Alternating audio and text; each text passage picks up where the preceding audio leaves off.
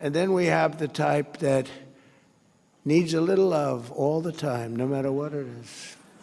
For the easiest thing on religion or republicanism, the easiest thing to pass, they always make it difficult, but they always get there. But I have to call them always at 3 in the morning. I'll always get that call. Sir, Speaker Johnson's calling. So I get, hi, Mike, what's up? What time is it? So it's 3 in the morning. So we have 9 names there giving us difficulty. They want to have a phone call. I said, all right, let's go. Here we go. Same 9 all the time, right? You know? So I call up. I say, Chip, how you doing, Chip? Hello, sir. Sir, I can't quite get there. I just don't know. Could I come over for breakfast? You know, we have a 9 o'clock vote, right? I said, really, is it not? Sir, you got to get me there, sir.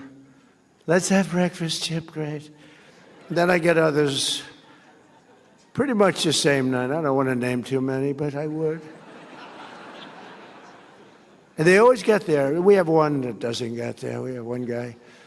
He's an automatic no. No matter what. If we did welfare reform, if we did the greatest thing in history for religion, no matter what we did, no matter how good it is, greatest tax cuts, and we just did the greatest tax cuts in history, he voted against. He voted. Now, no matter what we do, this moron, no matter what it is, we could put them all together. I think, Mike, what would you say the top 5 things? Name them. We'll put them in one bill, and we'll put them before we get 100% vote, except for this guy named Thomas Massey. There's something wrong with him. We call him Rand Paul Jr. You know, it's like they just vote no. They love voting no. They think it's good politically. The guy's polling at about 9%. It's not good. But we have great support, and we have great support for religion. You know, I've done more for religion than any other president. When Paula was saying that, it was so nice. I was proud of it. And I said, that's true. I told the people backstage. What she said is true. Who else would say that, right?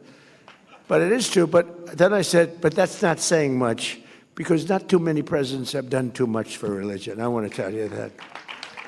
Certainly modern day presidents, they bailed out on you. They bailed out.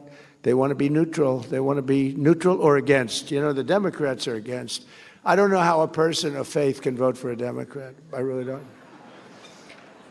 And I know we have some here today, and I don't know why they're here, because they certainly don't give us their vote.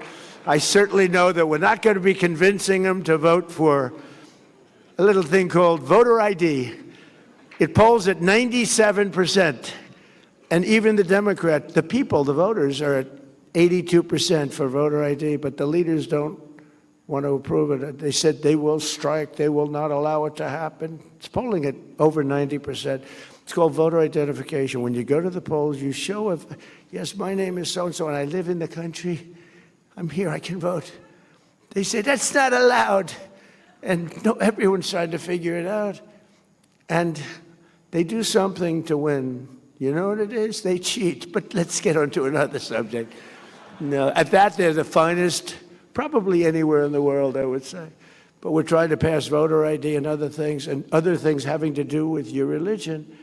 And getting the Democrats to vote is very, very tough. But we're grateful to the co-chairs of the breakfast, Representatives Ben Klein and Jonathan Jackson, and Governor Bill Lee of Tennessee. Thank you very much. Thank you very much. Thank you very much.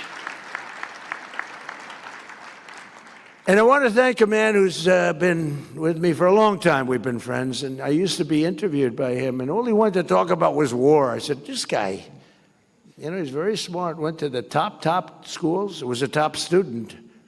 He's like me. I was a very good student, too, but nobody would think so, you know. And nobody thinks Pete was a good student. I don't know. They think him as a tough cookie, a flamethrower, which I like, actually, in the position of Secretary of War.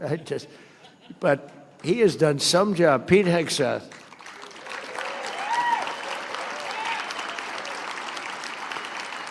You know, he was very popular. He turned down a very large 5-year extension contract for millions of dollars a